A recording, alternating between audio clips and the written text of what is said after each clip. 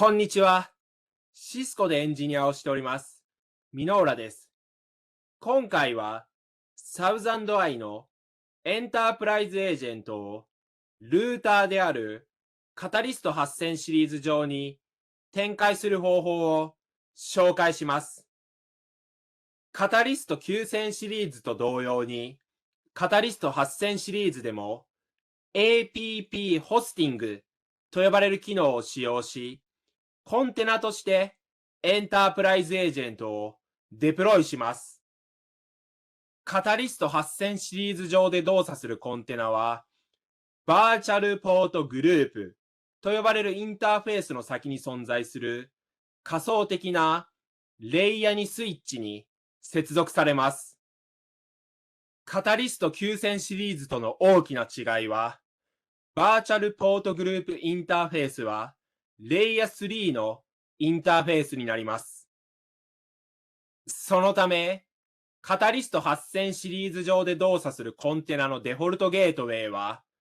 バーチャルポートグループインターフェースに割り当てられた IP アドレスになります。では、実際に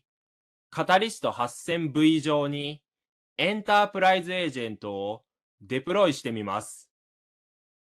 公式では、カタリスト 8000V 上でのエンタープライズエージェントは未サポートになっていますので、商用環境での使用は避けてください。まず、はじめに、サウザンドアイのウェブポータルにアクセスし、クラウド&エンタープライズエージェンツ、エージェントセッティングス、エンタープライズエージェンツ、エージェンツに移動します。そして、Add New Enterprise Agent をクリックし、シスコアプリケーションホスティング、ルーターズに移動します。そして、ダウンロードターをクリックし、ルーター用のエンタープライズエージェントの Docker イメージをダウンロードします。また、同時に、エンタープライズエージェントを適切なアカウントに紐付けるためのアカウントグループトークンを確認します。では、次に FTP などを使用し、今ダウンロードしたエンタープライズエージェントの Docker イメージをカタリスト 8000V に転送します。次に、カタリスト 8000V において、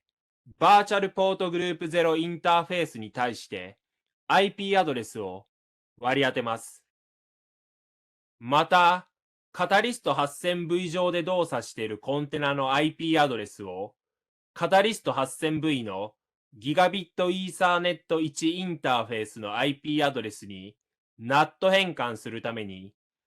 バーチャルポートグループ0インターフェースを NAT インサイド、インターネット向けのギガビットイーサーネット1インターフェースを NAT アウトサイドに設定し、NAT を有効化します。カタリスト 8000V 上でコンテナを動かすためには IOX と呼ばれるサービスを有効化する必要があります。デフォルトでは IOX は無効化されていますので、IOX コマンドを実行し、IOX を有効化します。IOX コマンドを設定し、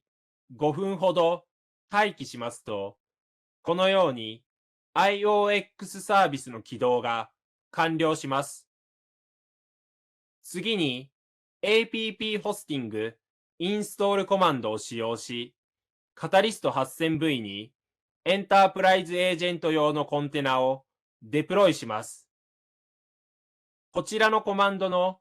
APPID は、